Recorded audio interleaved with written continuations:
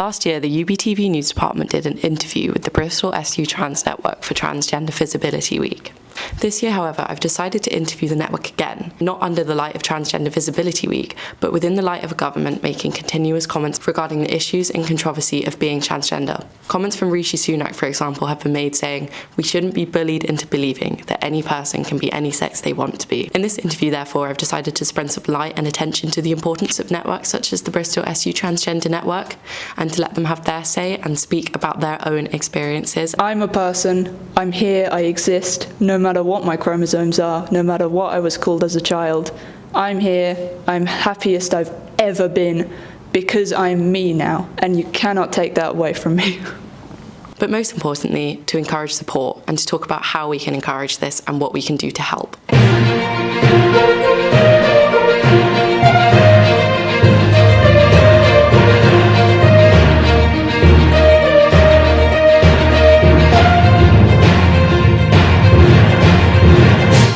Hello. My name's Emma and I am a PhD student in computational statistics here at the University of Bristol. I'm Kane, I'm the trans mask rep, and I'm a medical microbiology student here at Bristol. We're part of the Trans Network Society, we're on the committee. We basically run events to help the trans community here in Bristol, sort of to like give everyone a support and answer questions that like maybe new trans people who've just come out might have, or just provide any support that they might need. We run events, support people, and provide connections to the wider community. So we also liaise with the University West of England, with Trans Pride Southwest, and with other groups like that to generally help students at Bristol feel like they can exist as queer people, where doing it alone is quite difficult. Personally, I just received an email and said yes to life. Yourself? Yeah, I also got an email in first year, which was like, come to an event in like Freshers Week if you're trans, to meet all the other trans people, and so I did. So the network is important primarily because being trans is generally speaking quite difficult. Socially, legally, medically, there are like many challenges that other types of student don't face. It's very unique and can also be quite isolating.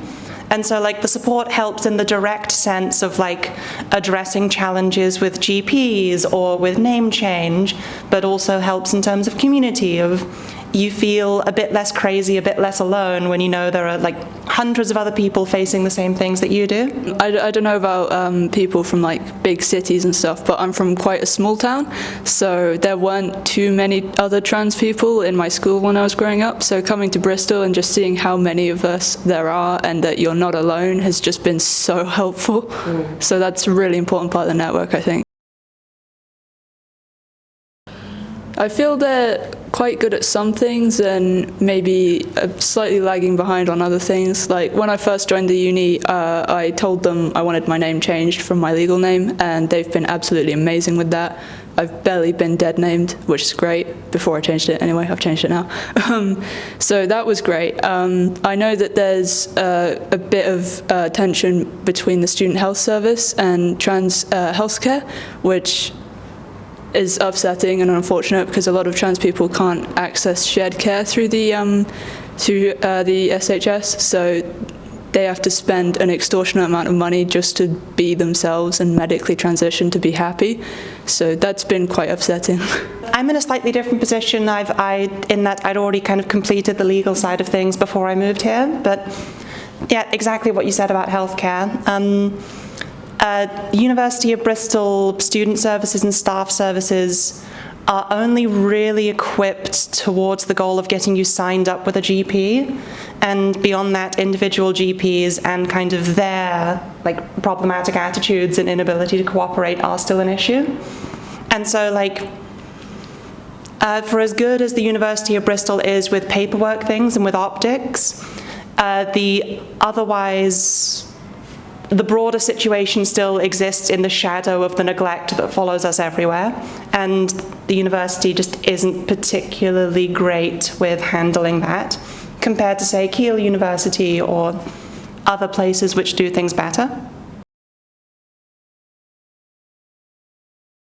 I think the main failure is Bristol's kind of retreat to neutrality on this sort of thing. So whenever something can be like kind of passed over as political, it becomes a sort of, I'm not allowed to touch that, I'm going to remain quote unquote neutral, despite the fact that like the status quo is actively harmful. And so like in addressing that in the real world, it would be things like being more willing to directly call out the Prime Minister when he says awful things about our bodies. And in the more pragmatic things like the Transition Fund campaign we have going on, where the university helps provide money to afford healthcare and the other bits and pieces that come along with attempting to transition in the UK. Even the bare minimum of just saying we stand with trans people in this time would have been really nice, because like we want to know that we're supported by our university and that they don't agree with Rishi Sunak at all and what he's said on transphobia and all the awful comments that the media and government make. And this is slightly going to tangent, but I swear it does relate. It's a bit like a BBC article I saw recently, which was a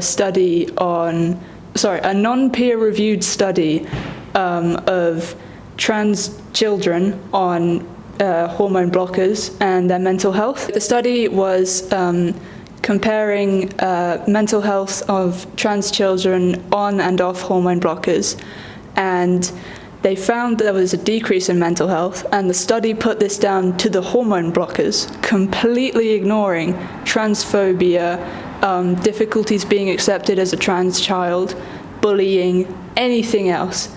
And they published that study, and then the BBC took it and published it as well, despite it not being peer-reviewed. And it just really reminded me of the MMR scare, where the study was also not peer-reviewed, and a bunch of media outlets jumped on it, and now a load of children have unfortunately become very, very sick. And just because trans children are mentally sick instead of having measles, mumps, or rubella, that doesn't mean it's less harmful. A properly constructed control group for that particular study would be transgender children off blockers, not cis children who never needed them to begin with. And so, yeah, you've got that massive confounding from social cause that, like, has leaked into the real world and had real impacts on people's access to medical care. I feel like as a research institution, the University of Bristol should be a bit more willing to, like, tackle more publicly scientific questions, specifically given the kind of the prestige of the Bristol Medical School and like the otherwise good strengths of the integrated epidemiology unit. They should be more willing to put out a direct statement about why the study was bad and about why using it to inform healthcare decisions is bad policy at best, actively transphobic at worst. I suppose fundamentally, since it's a question of rhetoric, like the best possible answer would be counter-rhetoric. So posters, social media posts, and that's kind of in the big picture. But also in the small term, the ability to, like, cisgender allies kind of engaging with the questions and like accepting that we are who we say we are and that these people aren't just wrong in the sense of being mean, but are factually wrong about the realities of our lives. That's really important. Because, yeah, you've got like the big picture stuff and like the kind of marketing style thought about like doing things in the real world, but also you've got the kind of social things, person to person. And so, yeah, you've got those kind of two fronts on which, like, in response to Rishi Sunak making mean comments about my body, essentially, other people could do better to be more supportive. I mean, I'm a person, I'm here, I exist, no matter what my chromosomes are, no matter what I was called as a child. I'm here, I'm happiest I've ever been, because I'm me now, and you cannot take that away from me. Support's kind of a domain-specific thing. So, like, to pull an example from my own life, I do performing, so I do musical theatre. And as, like, a woman who presents female but also has a rather deep singing voice, that makes me quite awkward casting. And so PA societies and, like, friends who've been directors and co-stars and things have just been very accommodating of, like, we've got this person with this unique setup, what can this person do sort of thing. Like kind of meaningful social actions where we're able to live the same lives that other cisgender people in the same positions would have otherwise. Definitely, I would apply to the trans network because we are just so nice. Everyone I've met on the trans network has been so lovely. From like first year to third year, I've never felt out of place there.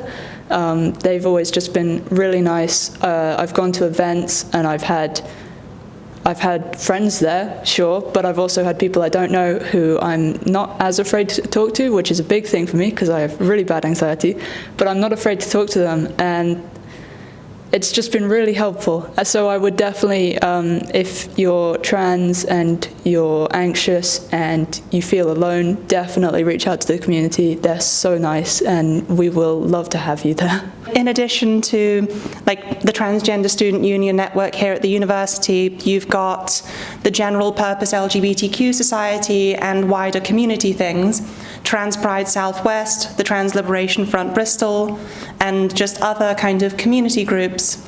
Because yeah, networking and seeing other people like really does help, particularly with the early stages of transitioning where it's quite isolating. It's nice to have reassurance that you aren't crazy or weird or strange, and that the people with power and influence are in fact definitely wrong. And as a community, we can help each other in ways that other people can't help us. Networking with other people in the trans community can get you access to healthcare when you don't have it otherwise, people to sign off on your deed poll documents, help with the social, the legal, the medical, all of the above, you know? Yeah.